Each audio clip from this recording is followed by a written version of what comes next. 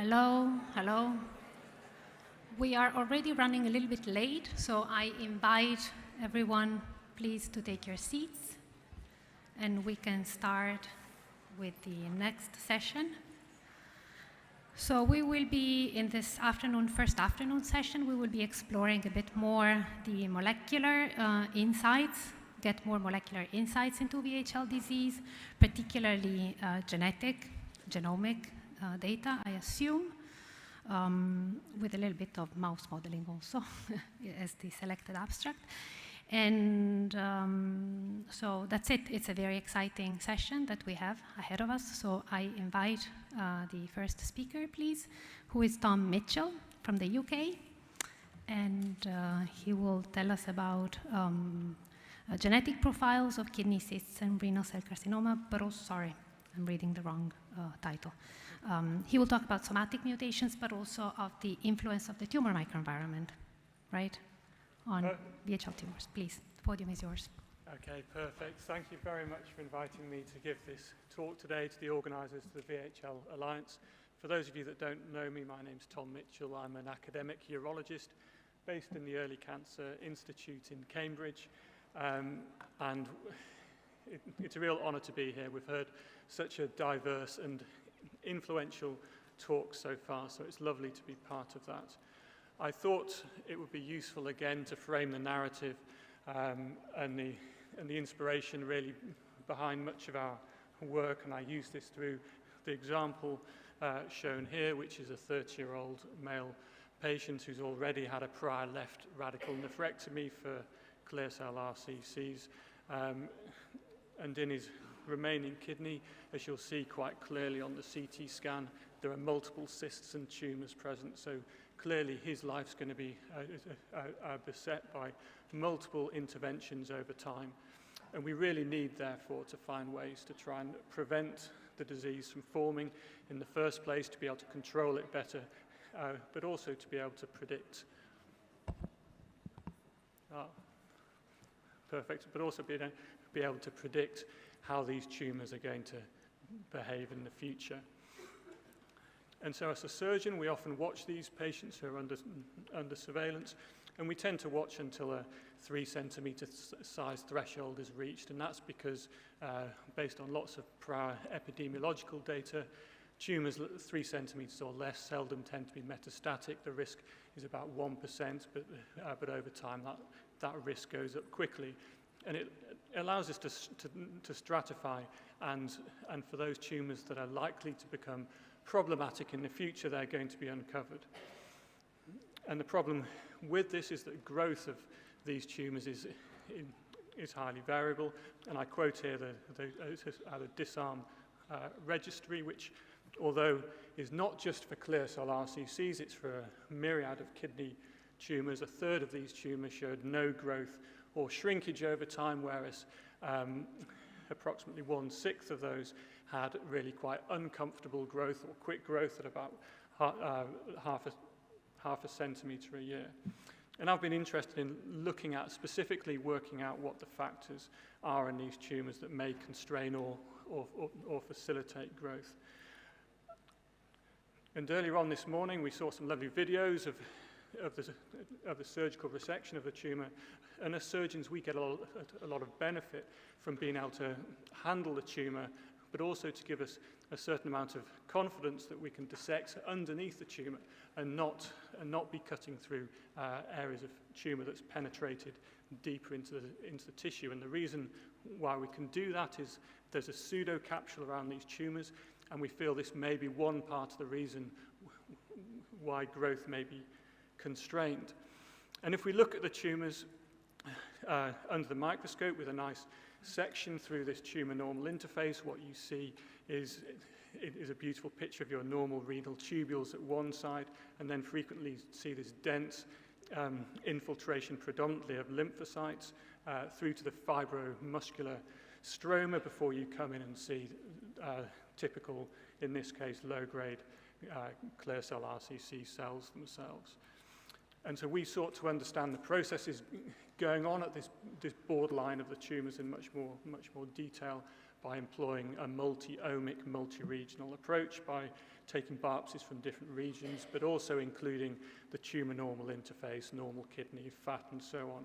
And each of these tumor biopsies was then subjected to single-cell RNA sequencing, TCR sequencing, but also spatial RNA and whole exome sequencing.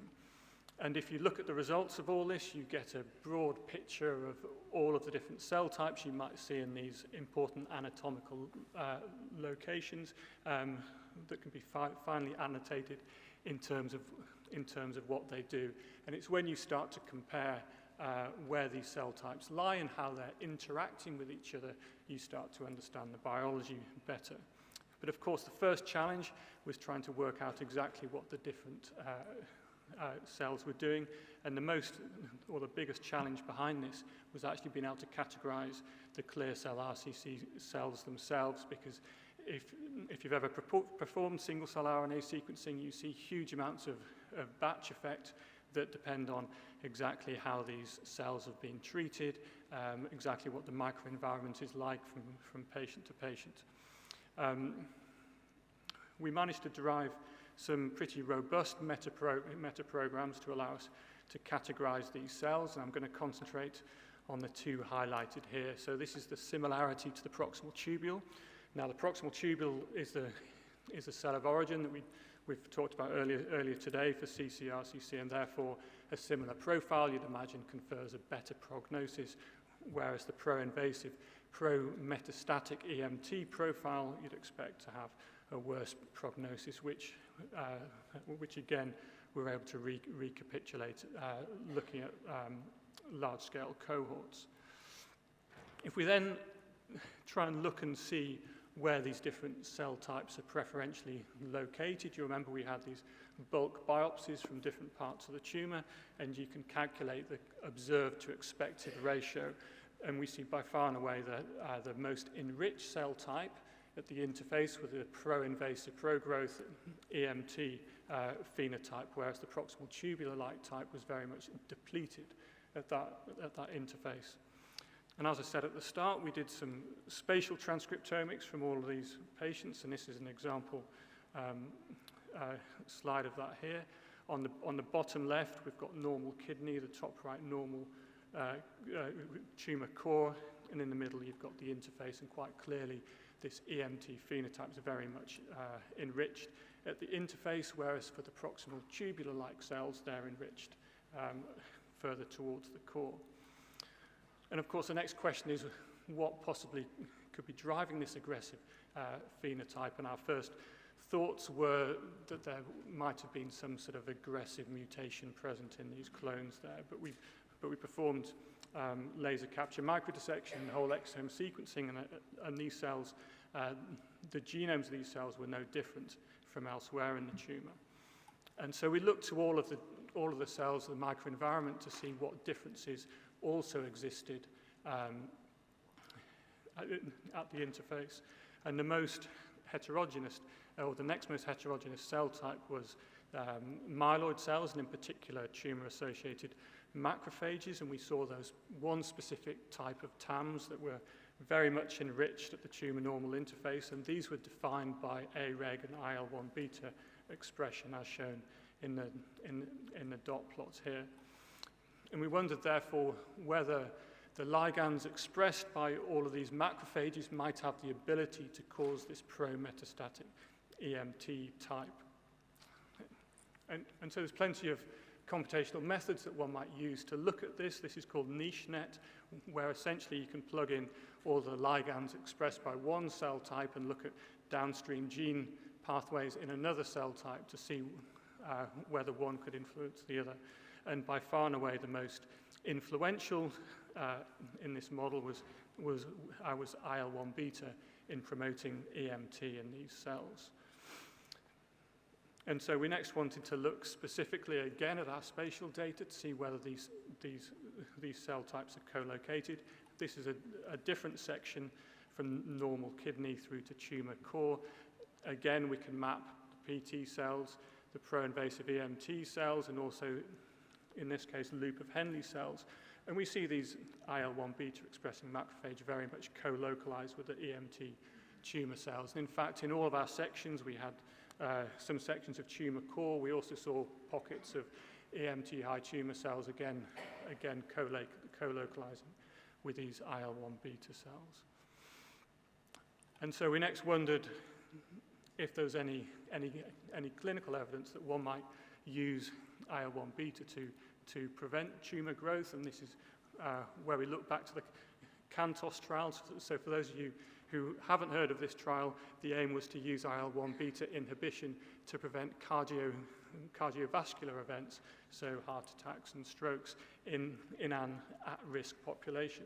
But there was this unexpected side effect where the new incidence of lung cancer was very much reduced at treatment, and these are thought to represent patients having very small tumors at the start of the trial which weren't apparent on imaging, that were then prevented from presenting later on after the trial.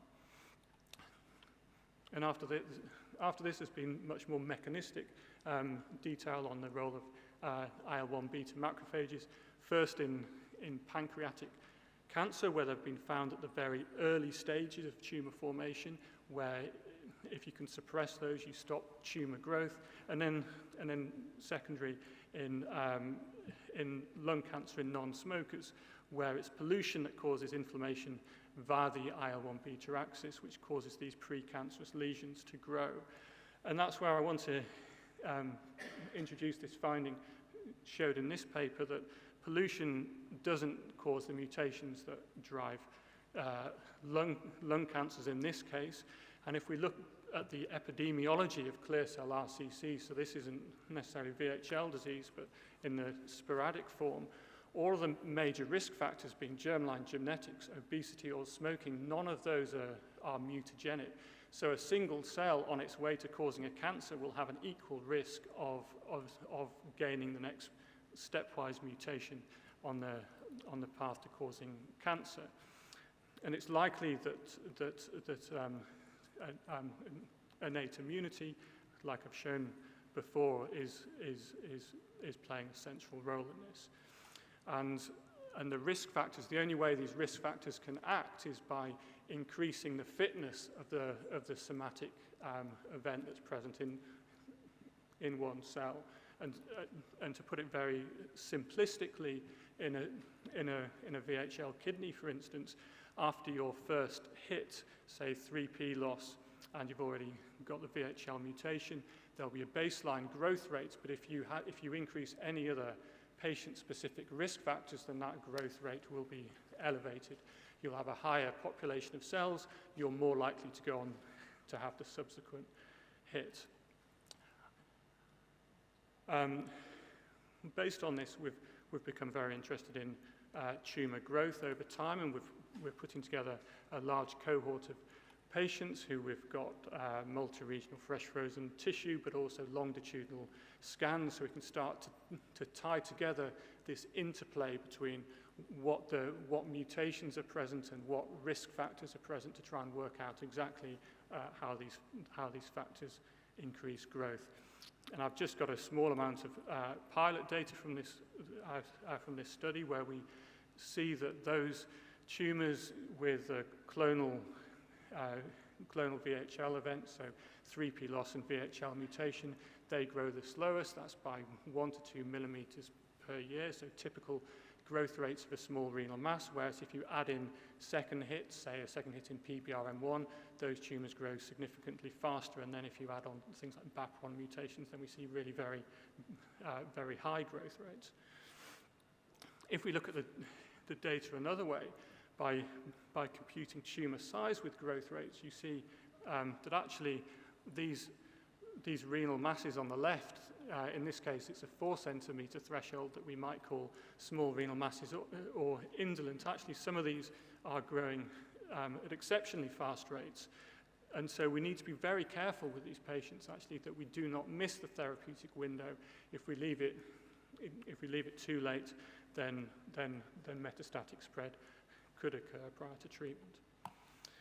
And so in summary, we really need to move from this reactionary approach to VHL RCC to a more proactive one, and it's fantastic to see that all these new agents coming through. That means that hopefully we'll be able to do that more routinely. The tumor microenvironment really plays a critical role in cancer risk and is a promising target for prevention. And then finally, if we're looking at growth, somatic mutations are the strongest predictor of how these tumors are going to grow. But there's a really significant effect from patient-specific factors, and these most likely are acting through the tumor microenvironment. I'd like to finish by just thanking everyone in my lab and the CHASM, but particularly my clinical colleagues who allow me to spend my time running a lab and research, but also actually all of our patient donors who without their help, we wouldn't be doing this work and helping them. So thank you very much. Any questions?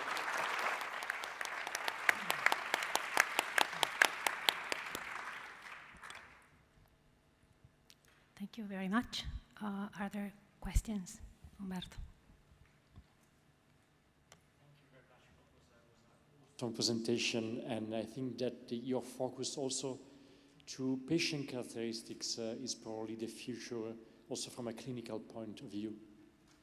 I was wondering whether you can go a little bit more in details in terms of how long should be the period of those factors in affecting those modifications. I mean, never in our literature is able to, we are not able to understand, for example, you are a smoker for 1 year or 20 years, you have hypertension, diabetes or whatever. What do you think could be the way to approach the timing of the clinical risk factor on that effect that you show us so brilliantly? Thank you. Yeah, that's a really nice question, and it's hard to answer, but certainly it's going to be your lifetime exposure. And in fact, if you wanted to look at, say, the effect of obesity on the changes in the tumor microenvironment, a better way to look at the lifetime exposure in obesity would be looking at the germline genes that predispose to obesity, and therefore you're going to more accurately pick up one's lifetime exposure through genetic risk rather than the point estimate that we get in clinic. But if you look back for the TracerX timing work that we've seen already today, you know, these time periods are long. Typically, in sporadic cancers, it might be 50 years. In the VHL setting, it'll be much less, but still we're talking 5 to 10 years at least, I would think.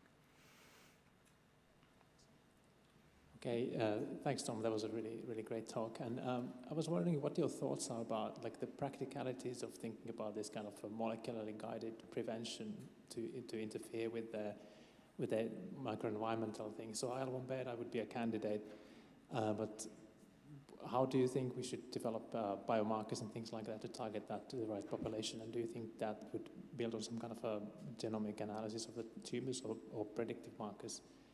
I'm just thinking of the kind of practical implications of this kind of a model. Yeah, nice. I hadn't thought about stratification. I felt this is more likely to be a central pathway that's involved in all ccRCC. So, you know, I haven't yet looked at the categorization. But if one were to look at the large trial data, which infers, say, your CD8 high tumors are more susceptible to checkpoint inhibition. If you add in high macrophages, they're less sensitive. So perhaps in the therapeutic rather than the preventative pathway, it'll be those tumors with high numbers of macrophages that one could potentially choose. I kind of have a crazy question. So I was wondering if anything is known about the mutations found in macrophages, for instance.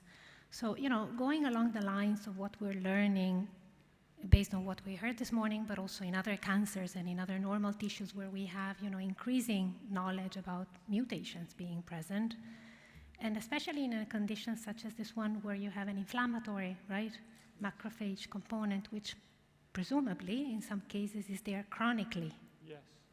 So would you expect that they accumulate? Do we know anything about mutations?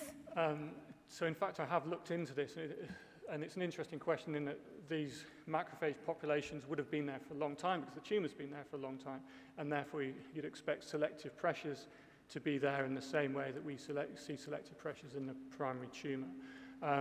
In fact, what we see is the normal chip drivers, the clonal hematopoiesis drivers that are more present, and there's an interplay between clonal hematopoiesis and cancer risk. Having said that, I'm not sure whether that would have been occurring early enough in the early timeframes of cancer development, and certainly if you have a sporadic RCC and you're in your 7th or 8th decade, the likelihood is that you do have some evidence of clonal hematopoiesis. Are there any further questions? Oh, we're actually perfectly in time. Thank you very much. Thanks a lot.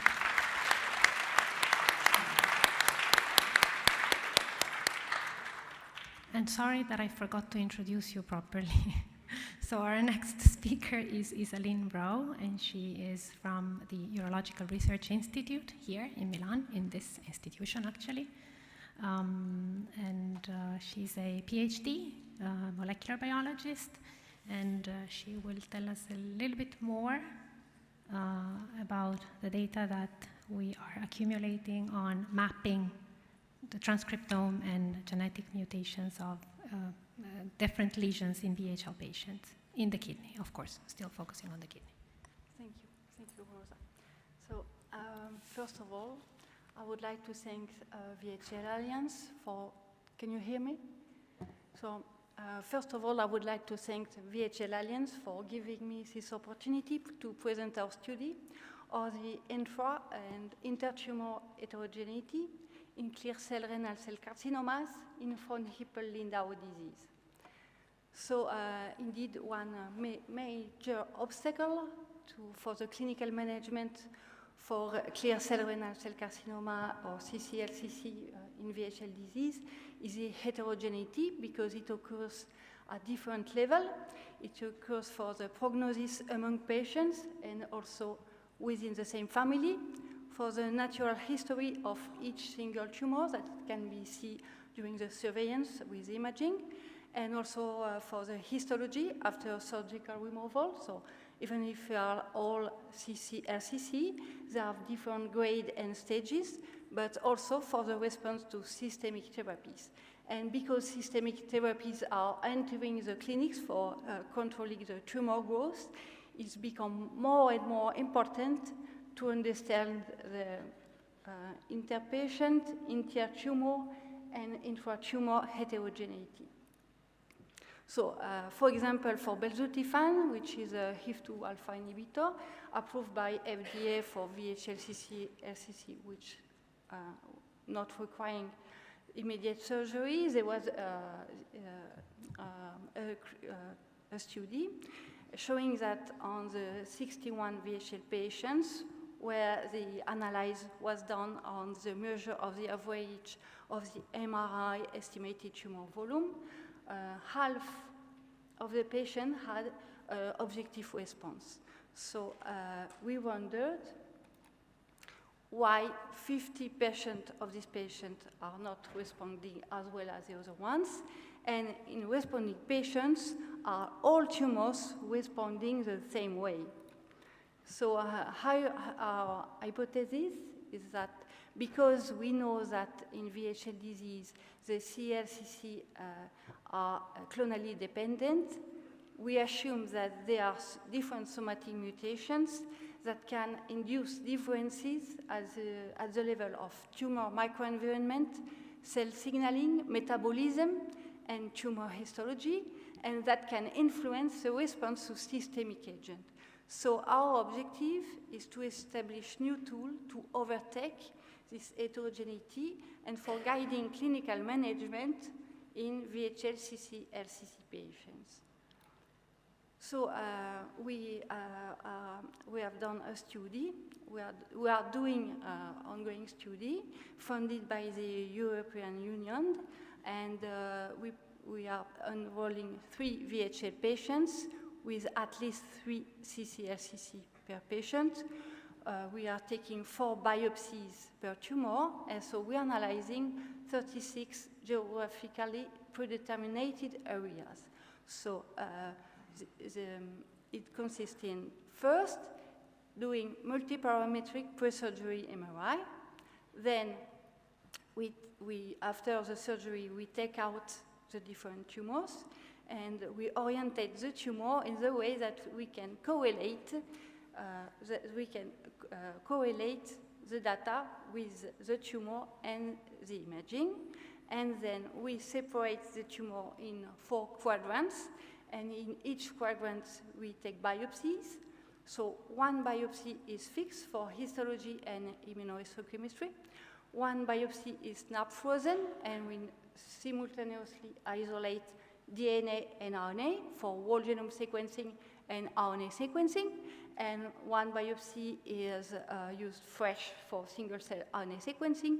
And our ultimate goal will be to do patient-derived organoids on fresh biopsies. So I will show you the study that we have done on the first patient with a 29-year-old female affected of VHL disease.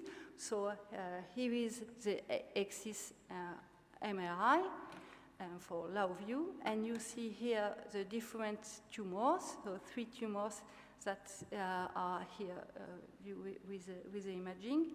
And we also analyze another exophytic tumor that was too small to analyze with the MRI. So first, the image was oriented here with the same criteria that have been used to do the sampling.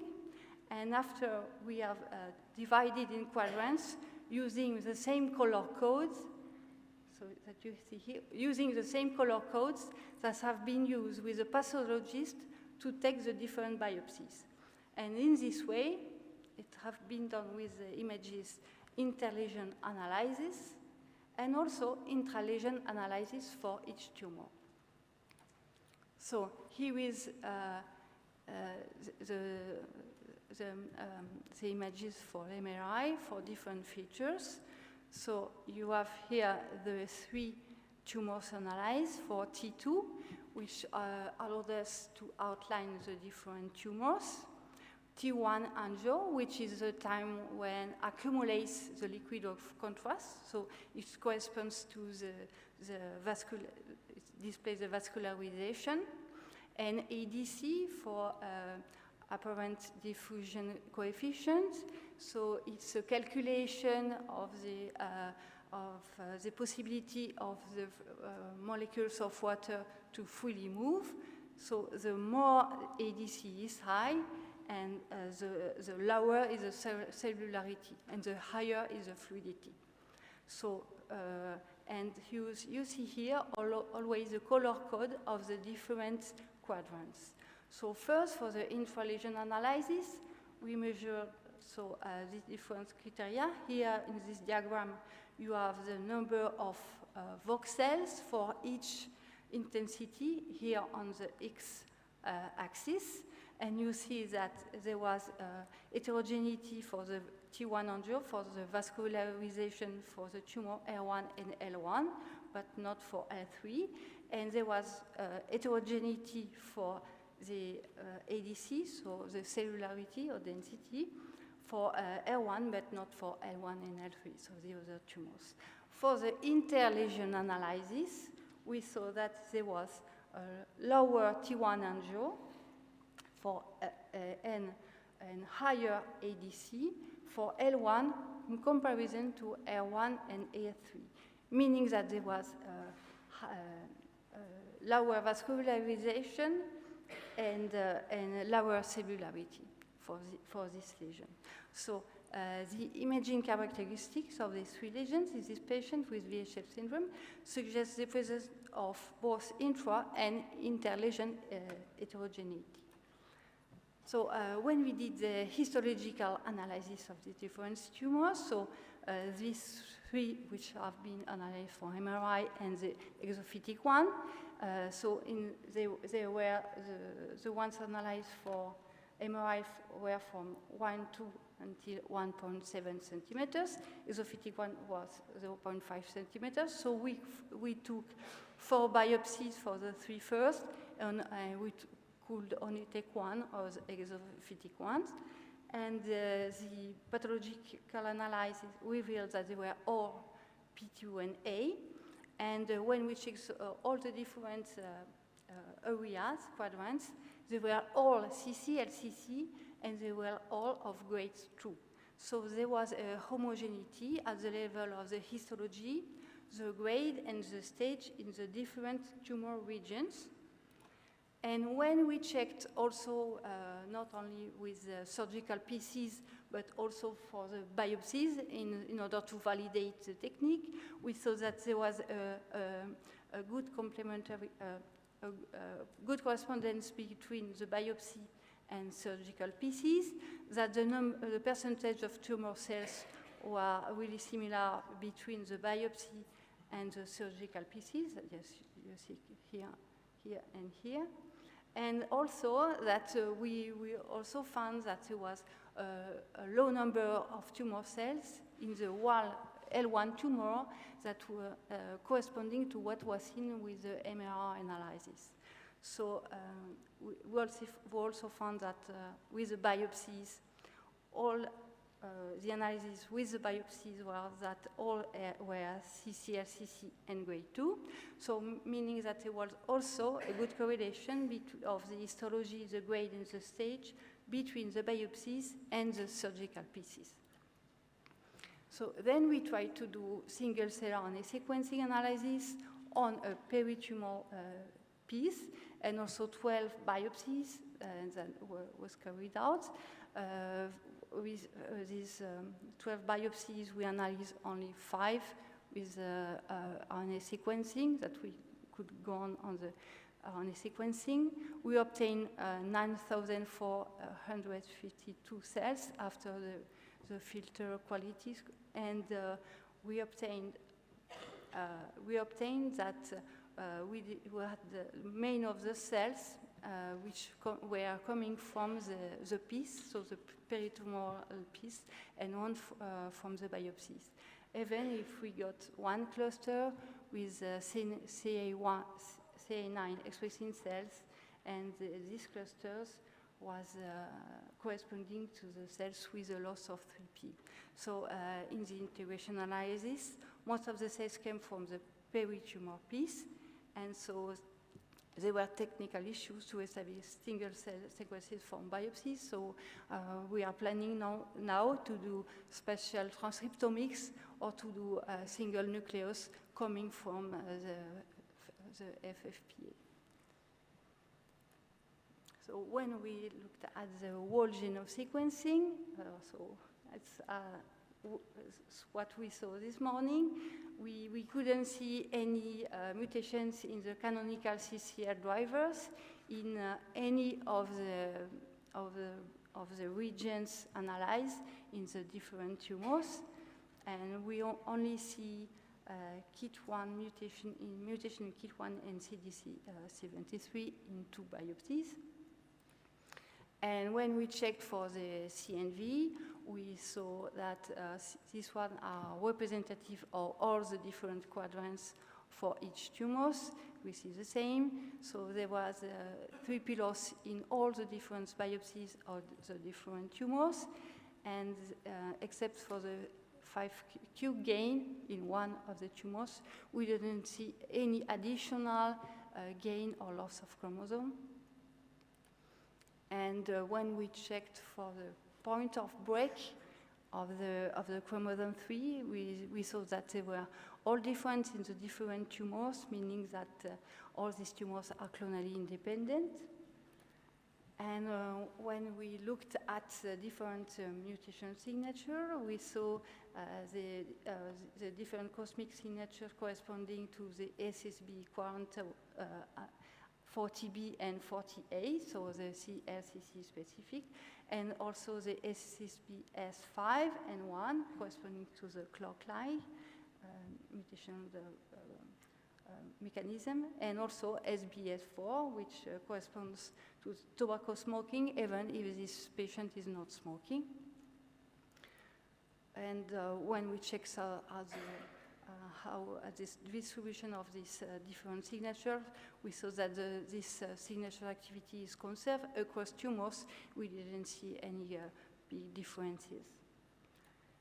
So in conclusion, our protocol reveals that imaging characteristics analysis suggest inter-intra lesion heterogeneity, and there was a good correlation with the cellularity seen with the MRI and the histologic analysis. There is no inter-intra-tumor heterogeneity at the level of histology, and at the level of genomics, there are no mutations in the canonical CCL drivers, and all the tumors have 3 pillars with different breakpoints, meaning that they are clonally independent, and there is also conservation of the mutation null signatures across tumors.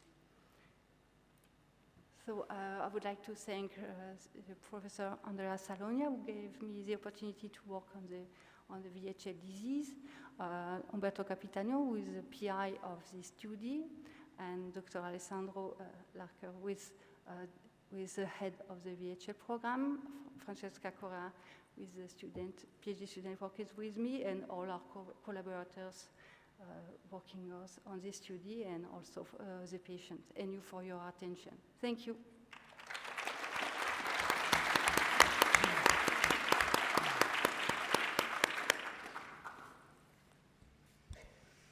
Are there any questions? I may start with one, even though I am involved in this project, so I should know, but I don't. So, do we actually look also at indel mutations when we do sequencing? Yes, we have checked also the indel mutation, and the distribution was really similar in all the different biopsies. Yes. So, what do you think are the the driving mutations besides VHL loss, obviously? I really don't know. So, can be different explanation for this. One can be that, for example, with the murine model, you don't have the 3 pillars, and in this case, we have the 3 pillars. So maybe this can be the driver. Maybe the haplo insufficiency of the drivers may be sufficient to be the beginning of the tumor. Otherwise, it's not. There are other drivers that we are not looking at, and that we are missing because we are not looking at the good candidate. Thank you. Are there any other questions in the audience? If not, thank you very much, Isaline.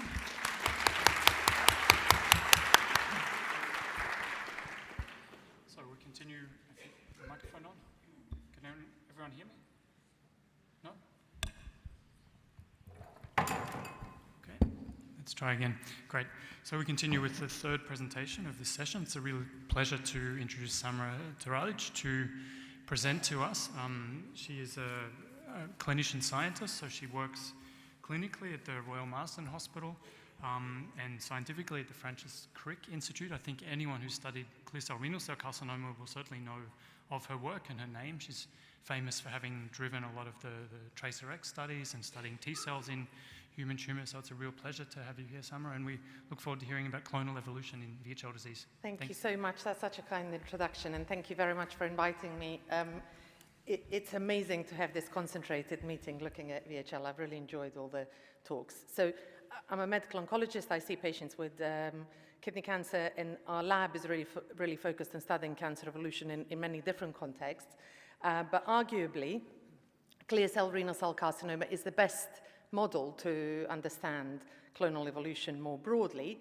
And that's really because of this very first event, which Tom Mitchell and I collaborated on a number of years ago now to characterize as something that happens many decades before malignant transformation. So this is loss of the chromosome 3p, and not ubiquitously, but it frequently happens through a process of chromatripsis, which is a very clustered genomic rearrangement. And as Tom described, this happens, this results in a translocation between 3p and 5q. It's an unbalanced translocation, so there's a 5q gain and loss of 3p. So I'm mentioning this now because further down the line, I will use the presence of concurrent 3p and 5q as an indication of chromatripsis. But what's really important, of course, is the genomic content of the short arm of chromosome 3, which contains these 4 tumor suppressor genes that we keep hearing about, VHL, PBRN1, SETD2, and BAP1. And of course, this narrows the path of clonal evolution now because the loss of the remaining allele is the easiest way for these tumors to now proceed. And of course, as you all know, oh, I'm going in the wrong direction. As you all know, the next event that happens is usually an activation of the remaining allele of VHL, and in a sporadic setting, almost 90% of patients will have either mutation or methylation of VHL. That will give us the state of pseudohypoxia. And although the tumors have now achieved this very important cancer hallmark, in order to progress further, they usually will inactivate one of the remaining tumor suppressor genes. So certainly in very mature and certainly in metastatic sporadic kidney cancers, we see some combination of these 4 genes.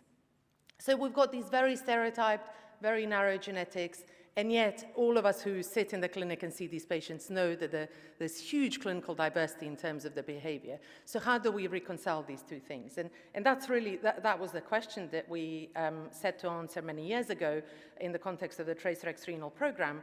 And the question is in this, the answer is really in this remarkable dependency between these genes and highly conserved patterns of their ordering, mutual exclusivity, or co-occurrence, which gives us these 3 evolutionary modes.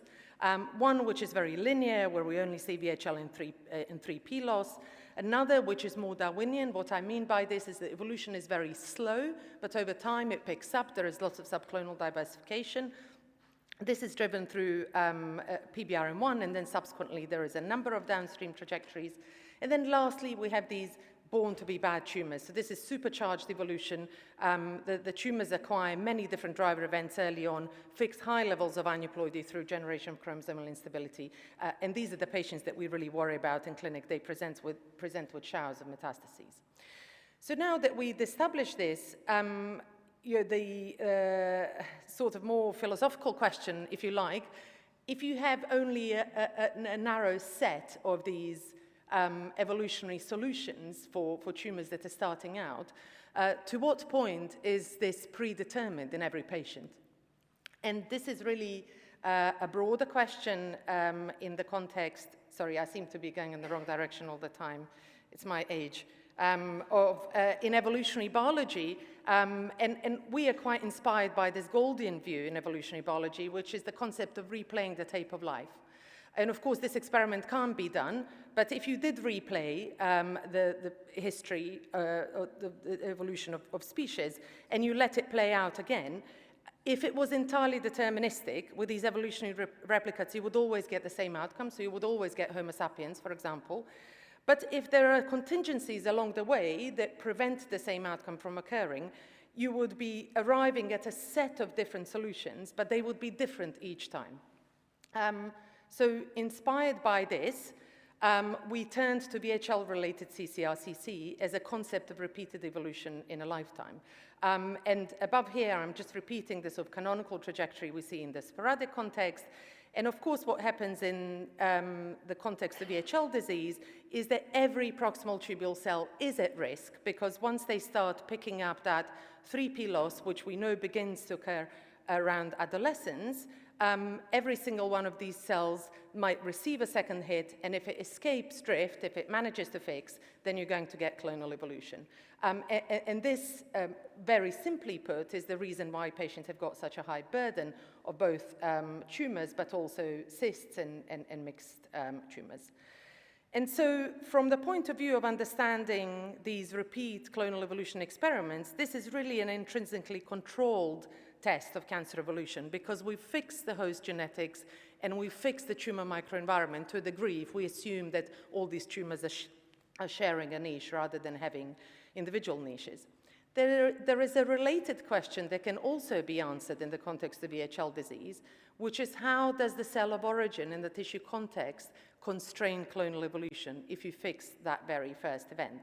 So in this context, we can look at pheochromocytomas, pancreatic neuroendocrine tumors, hemangioblastomas, and say if you have the same host, and if you fix the founder event, which is the VHL gene, do you then find that in the same patient, you're seeing the same trajectories? And we've been extremely fortunate and really deeply honored to work with Marston Linehan and NIH and his team on this cohort of VHL families, so over 130 patients, almost 1,400 samples from these patients accumulated over 60 years of surveillance. And this work has been beautifully led by a clinician scientist in our group, Scott Shepherd, who's in the audience. So Scott will be able to answer many of your questions later on. So this is just a snapshot of the clinical pathway of these patients. And of course, this is the problem that we're all trying to address. Each one of these lines in the swimmer's plot is a patient, and each one of these little symbols is an intervention. And just to give you an example of one of these patients recruited at NIH, their intervention started at the age of 27, and at the last follow-up at 60, they were having a radical nephrectomy. And of course, this audience knows entirely how the interventions are determined. The monitoring, as far as ccRCC is concerned, is radiological surveillance. And when any one of the tumors reaches the magic 3 centimeter, surgical intervention is performed. But as you know, the surgeons will attempt to debulk as many tumors as possible at this time. So this is how we end up, or how Dr. Linehan's team ends up procuring many different tumors and then relating them back to this radiological image. Now, I included this slide actually in response to the debate that we've been having throughout the day, which is, are these VHL-related ccRCCs similar to sporadic ccRCCs? And the answer in this cohort is yes. So here's 3P loss in the top line, PBRM1, SETD2, BAP1, and you can see that these early-stage ccRCCs in these patients are evolving through selection of those canonical tumor suppressor genes. Now, you can also see that many of them do not have a secondary driver, but this is in keeping with the small size of these tumors. We know from our previous work in the sporadic setting that the number of driver mutations is a function of tumor size, and most of these tumors are 1 or 2 centimeters in size. So I think that explains the relative lack of secondary drivers. So I'm going to talk you just briefly through the 5 very simple questions that we've asked within this cohort. So the first was, knowing that those evolutionary trajectories are conserved and that post-loss of VHL, tumors can go either via that PBRM1 or BAP1 trajectory, do we see a convergence in patients? So what that would look like is that in a particular patient, they would be kind of addicted to one pathway as opposed to another. And the answer is no. In fact, there is no systematic repeat selection of those secondary driver somatic mutations, and there is no evidence of intrapatient convergence. There was one exception, however, and this surprised us on 2 levels. One was that the exception occurred in patients whose tumors only ever followed this pathway. So across dozens of tumors, they always followed this pathway. The second surprise was that this pathway was selection of a somatic mutation in VHL, which obviously isn't the canonical pathway. We're expecting to see 3P as the second hit, rather than another VHL mutation on top of the germline mutation.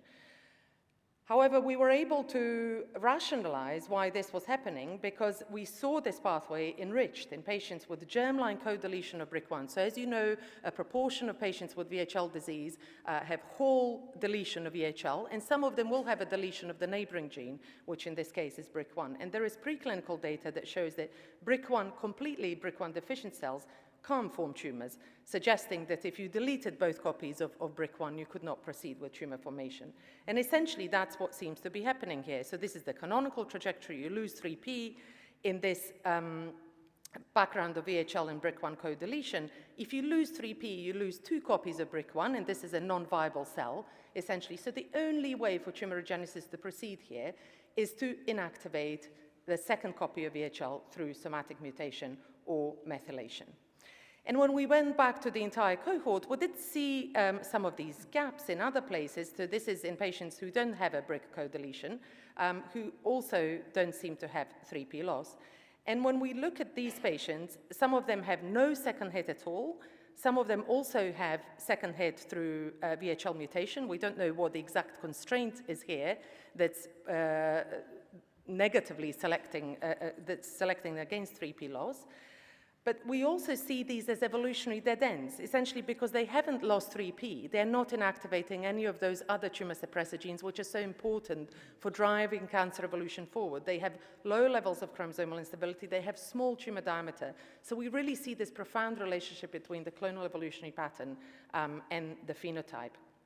And so speaking of phenotypes, this also I decided to include, reflecting on what we've been discussing this morning, a lovely data from Francesca on cystic lesions.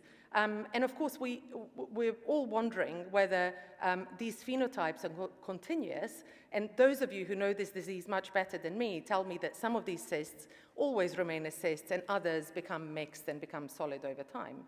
So we were able, through annotation, to separate all these different lesions out, and we can see that renal cysts have a much less evolved genetic profile. As you can see here, we are not really seeing mutations of those secondary drivers in any of the renal cysts. But when we look at the copy number profile, so these are losses in blue, gains in red across the genome, I noted at the beginning that when we see 3p and 5q, that's the sort of canonical pathway that we also see in the context of sporadic disease. In cysts, we see that the frequency of 3p, 5q is much lower. And in fact, there are other copy number events that are mutually exclusive with that route, which happen on chromosomes 17 and 19. So in cysts, there seems to be a divergence of the ones that follow the canonical trajectory that eventually become mixed lesions, that eventually become solid tumors, and those that don't follow the canonical trajectory, where 19p and 17 loss are in fact enriched. And perhaps these are likely the cysts that remain as cysts over time. Now, the other phenotype that's very important when it comes to management of VHL patients is the risk of metastasis. And of course, we've looked at this repeatedly today, which is the emergence of metastatic competence. It really is something that comes along with increasing diameter, hence the 3-centimeter rule.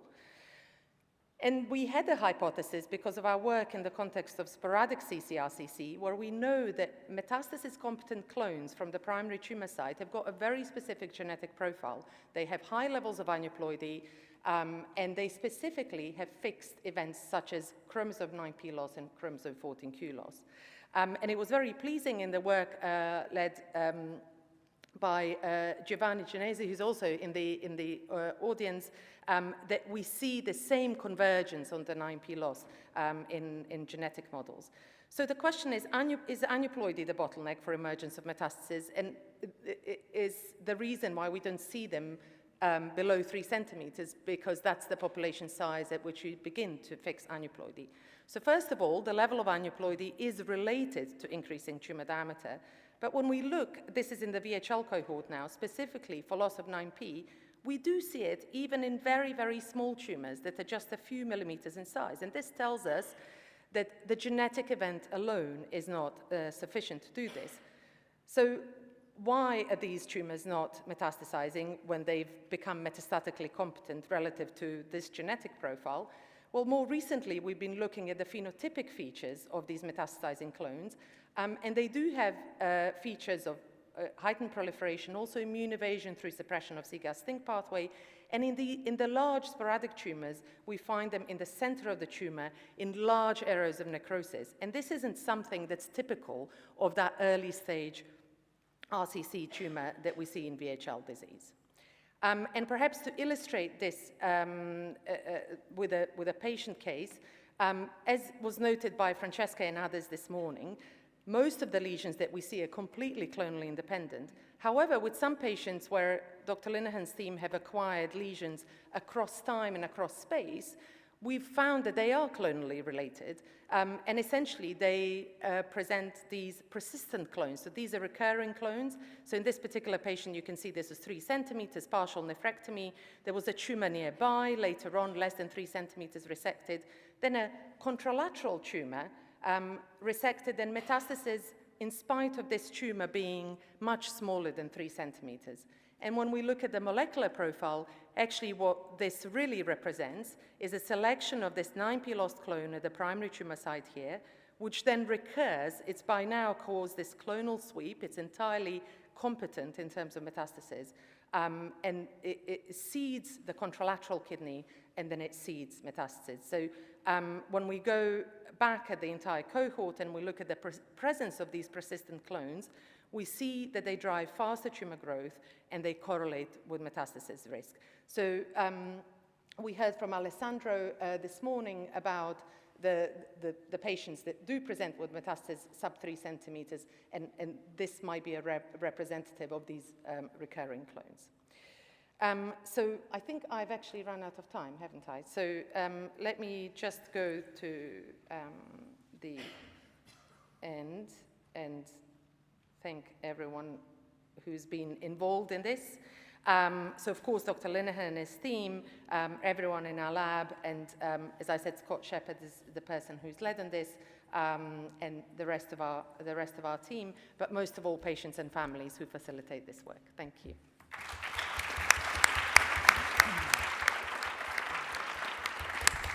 Thank you very much, Summer. Wonderful presentation, wonderful analysis. I think there are questions already. We have time probably for 3 questions, I think.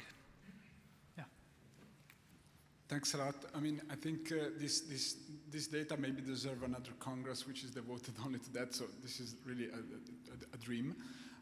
I'm thrilled by the concept of germline constraint and impact on phenotype, which is clearly a key concept in those patients. But on the other hand, as a clinicians, how do we reconcile this idea with the heterogeneity that we observe within the same family of patients, which by definition shares the same germline mutation? What is missing between those two ideas? Sure. That's a great question, and it's a very broad question, so I'll try and pick off a couple of points. First is we obviously don't see within patient convergence, so that's telling us that the way that the tumors evolve, if we accept the clinical phenotype is that they get ccRCC, the way that they evolve, at least in these early stages, is fairly stochastic. So whatever mutation they come across, if it's a fitness affording mutation, that's what they select. The data I didn't manage to show at the end is looking at the tumor microenvironment. And actually, we see that the tumor microenvironment, to our surprise, is patient-determined as opposed to individual tumor-determined. And that tells us 2 things. One is that there are patient-specific influences on the tumor microenvironment that are probably germline determined. And second, that there is no such thing as a sort of permissive tumor microenvironment for a certain type of trajectory versus another. So, these tumor microenvironments can support either, PBRM1 or BAP1 trajectory. And at this early stage, these tumors are not shaping their microenvironment, which isn't the case much later on, they do. Now, when it comes to the germline constraint and the differential across families, I think the fact that there is no intra-patient convergence probably tells you about just how much stochasticity there is in the whole system. Once we didn't see intra-patient convergence, we weren't expecting to see family convergences either. And then lastly, I'd invite you to have a look at a paper by a colleague of ours, Greg Findlay at the Crick, who's performed saturation genome editing of the VHL gene. Yes. And has provided us with functional scores to try and understand how the details of the exact VHL mutation might influence clonal evolution. And we see that the likelihood of cooperating with a particular mutation and the likelihood of tumor growth is also encoded in the type of VHL mutation. So the subtyping is much more nuanced than what we've appreciated until now, which has mostly been like, oh, it's tissue specific. You get these types of tumors or those types of tumors. So there's a lot more to learn, I think, from just studying the mutations themselves. Thanks. We have time for one more question, Zachary. Okay, thank you, Samara. That was really, really impressive. I have a question about the original 3 kind of trajectories that you described based on already non-syndromic cases. So do you see those 3 classes come up in these early lesions, and in particular the born to be bad things? So do you actually see very small tumors that have the born to be bad genotype? Yeah, sure. So we certainly see BAP1-driven tumors. In fact, there was one patient who had 4 PBRM1 and 4 BAP1-driven tumors. That's when we became convinced that there wasn't going to be an exclusive selection. What we haven't seen so far are the multiple clonal drivers.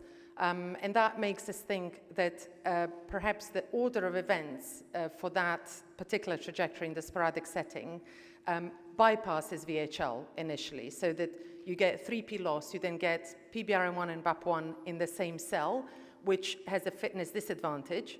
But once they pick up VHL as the final event, that really completes the clonal sweep, and that's why they've got everything they need. Now, because here the constraint is putting VHL first, it might be the reason why we're not seeing them. Right, so the born to be bad don't start off as the indolent VHL alone, but they start from different... So born to be bad is a broader category. BAP1 is also born to be bad. Sorry to be... it sounds like I'm going to spring into a song, but BAP1 also has that, the BAP1 mutant clones will outcompete everything else. Through fixation of aneuploidy. And VHL wild-type tumors also actually have that, so early fixation of chromosomal instability. But when you get multiple tumor drivers that are normally mutually exclusive, such as PBRM1 and BAP1 on the trunk, that particular trajectory we have not seen in VHL disease so far. And we think that the rationale is the order of events. Okay, thank you.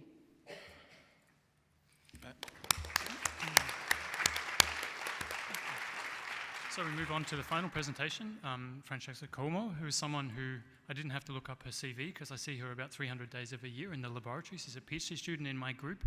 Francesca was actually born to be bad, I think, but I forced her to work on a Darwinian evolution tumor progression where she's been studying the role of VHL, polybromo, and Cadmium-5C in trying to understand the functional consequences. I think actually it links a lot of the things we've been talking about in terms of aneuploidy and DNA mutations. So, Francesca, it's all yours. Thank you, Jan, for the really kind introduction. I would like to thank also the VHL Alliance organizers to give me the chance to talk about my results in my homeland and to be surrounded by these many experts in the field.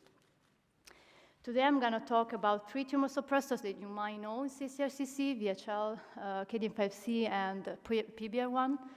But what you might not know is that their combined loss can cause ccRCC in mice.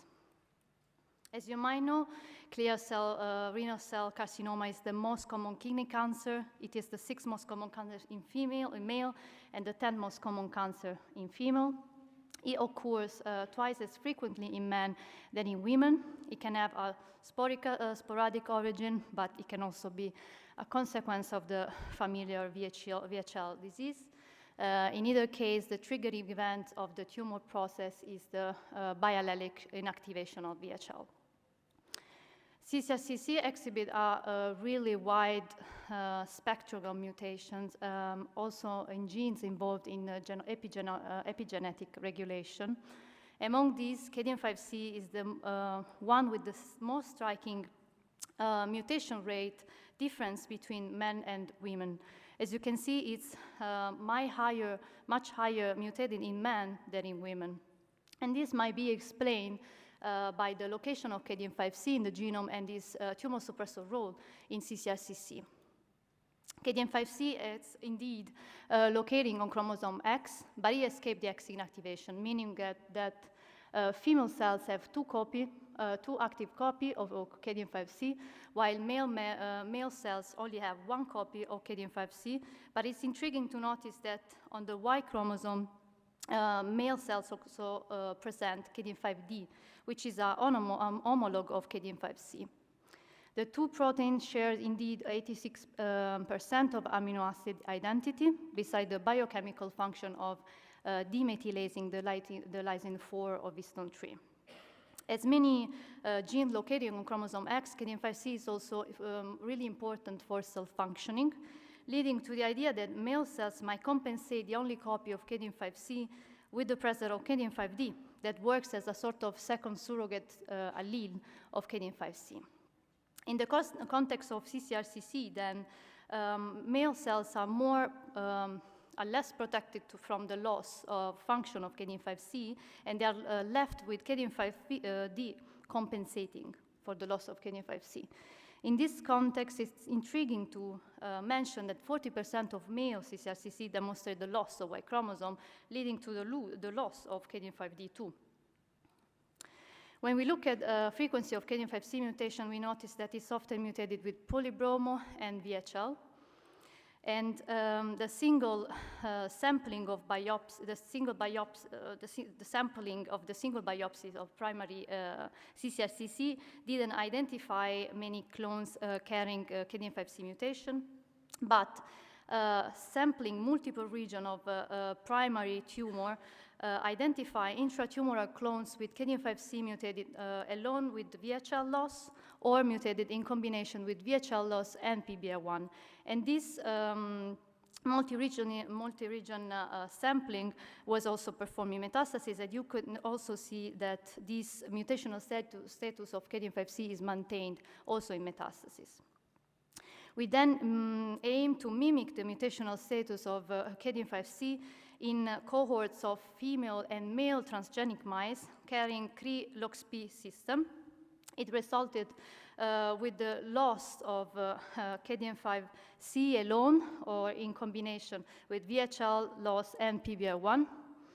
And this loss, of course, is tamoxifen-inducible and tubule-specific. With this system, we aim to understand whether the double loss of Cadmium-5C we are forcing in female animals is able to reverse the sex-biased frequency we see in ccRCC, in human ccRCC. After tamoxifen-induced induction, we, via ultrasound, we follow the cystic progression in these animals. And it's really intriguing to notice how the triple mutant female animals were able to develop a higher number of cysts with an earlier onset, not only compared to the other genotypes within the same female cohorts, but also compared to the male. We then decide to investigate and characterize histologically potential tumors in these animals. And as you can see here, and this is even more surprising, is that only triple mutant animals were able to develop ccRCC, with females showing a higher number of tumors per mice. We then characterize histologically the tumors we could see in these triple mutants, and we could identify two tumor progression. The non-cystic tumor progression, where you have the tubules transforming into a neoplasm, and then to a small and bigger tumor. And then a cystic progression, where the typical cyst will then transform to an atypical cyst. And I would like to point your attention on this higher magnification of this event I have just described. So here we see the healthy tissue of a kidney, and here we have the cyst border. Here the cyst starts as a typical cyst lined by a monolayered epithelium, then transform in a atypical cyst lined by a multi-layer epithelium, also more disorganized. And then this epithelium transforms into intracystic ccRCC, where the tumor cells are not yet invasive. They are still contained within the cyst. And then somehow they acquire the invasiveness and they are able to invade the cystic capsule and the surrounding kidney tissue. And I would like to point out that this is actually the first time we are seeing this phenotype in our ccRCC mouse model. We then wanted to confirm that the tumor we're seeing were ccRCC, as the Cree expression was tubule specific, so we stained for proximal tubules marker, but also for hypoxia and then proliferation. Once we observed that the triple mutation of these 3 genes were the only causing the ccRCC in mice, we wonder how these 3 genes mutation cooperatively cause ccRCC, and we aim to study the functional consequences of the loss of these 3 genes together. We then took advantage of renal epithelial cells extracted by the same mice we used for the in vivo studies. In this case, the Cree combination was induced by adenovirus infection. We then characterized the DNA replication in these cells because from the literature we knew that the individual loss of the triple of these genes already caused an increase in replication stress. So we wonder whether the triple mutation could exacerbate this phenotype in our cells. We quantify the replication stress by measuring the speed of the forking of the replication fork, seeking for replication fork stalling events, so slowing down of the fork. As you can see, upon single or double mutation of VHL and KDM5C, as well as upon the double mutation of VHL and PBN1, cells already experience an increase in replication stress. What is interesting to notice is that upon the triple mutation, females are able to rescue the phenotype, but not the male cells. We then decide to continue this investigation by observing the DNA damage, as we reason that unsolved replication stress can cause an accumulation of DNA damage. So we stain these cells for gamma H2X, and we quantify the overall number of foci per cells. And here again, you can see that upon VHL loss alone or a KDM5C individual loss, but also in their combination, we have an increased accumulation of DNA damage, but as well as both for female and male mice. But this phenotype seems to be maintained for both the sex. When we look at the percentage of cells with an increasing number of foci from 0 to more than 10, it is interesting to notice that female cells experience an increased DNA accumulation across the genotype, while in male the DNA damage accumulation becomes evident only upon triple mutation. And we reason that if there is an increase or the replication stress is not solved, as well as the DNA damage is not solved, then the cells will experience genomic instability that can manifest with lagging chromosome, unattached chromosome, chromatin bridges, and micronuclei. So we decided to quantify these events in our cells, and here you can see that for the anaphases, across the genotypes, upon a single individual or double or triple mutation, cells, both female and male, experience an increase in aberrant anaphases, as well as micronucleation. Here, actually, you can notice that the knockout male cells are the only one who's not showing any increase in micronucleation, hinting at possible or potential compensation mechanism played by the still standing KDM5D. Beside the role that these 3 genes have in replication stress and genomic stability, we also considered the possibility that the role of these genes in replication, in gene expression regulation. And we wonder whether the triple mutation can cause or can induce gene signatures that are specific in this context. So we perform RNA-seq analysis, and I must say that we got the analysis back only 2 weeks ago, so the analysis is not finalized, but I would like to show what we have done so far. So we performed the differentially expressed gene analysis that allow us to identify uniquely deregulated genes within each genotype, but also to compare overlapping deregulated genes in the different genotypes within the same sex, so we can perform intrasex studies, but also intersect studies. Here I, for example, I can show the overlapping upregulated on downregulated genes in triple mutant female and male cells. And as you can see, the overlapping is not really high. But if we look at the genes that are uniquely, for example, upregulated in the human cell, in the female cells, and we perform gene set enrichment analysis, we can see already that there is an enrichment in gene set concerning the extracellular matrix deposition.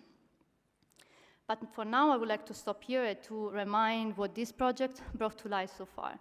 We could establish a new ccRCC mouse model in which we induced VHL loss along with PBR1 and Kidney5C loss. And thanks to our in vitro system, we were able to study the functional consequences of the individual or combined loss of these three genes. We can notice that the triple mutant female cells, as well as the other mutant cells, experienced an increased replication stress, DNA damage, and in general, an increased genomic instability. And probably this phenotype, along with the gene signature that are specifically induced by this triple mutation, that they cause ccRCC only in these animals. But for now, I would like to thank Ian for giving me the chance to work on this project. I would like to thank my colleagues that are super supportive, and of course you guys for listening to my talk today. And I want also to remind that if you're interested in the overlapping and non-overlapping role of Kidney5C and D, you should definitely stay tuned for Ian's talk tomorrow. If you are more interested in the molecular mechanism underlying ccRCC, you should stop by the posters of these beautiful people. Thank you so much, and I'm glad if you have any questions. Thank you very much, Francesca. I was actually told we saved 1 minute on the presentation, so if there's one pressing question, we should ask it. Thank you. Finally, the third time, just one simple question. How do your model, in terms of penetrance as well as the latency of this model, compare with the VHL P53RB model you established previously? So you're asking the penetrance of these animals, in the tumors in the also latency. How long it's going to take for them to develop? You could see it already. I had it in the slides. We noticed tumors after 2 years. The mice were 2 years old, and the penetrance was 40% for both sexes. Okay. Do you guys have a syngenic model for those triple model, Kidney5C, VHL, and PBR1? Sorry? Do you guys have a syngenic cell line generated from the tumors? I must say that we couldn't dissect so many tumors from these mice because the tumors were quite small, and we actually couldn't really detect them via ultrasound. We had to cut the kidneys open and then look at via histology. We could notice the tumors, and since they were quite small, we couldn't actually manage to dissect the tumors and get some cell lines from them. Okay, thanks. Okay, thank you everyone. Thanks to all the speakers for a wonderful session, and I think now we will go to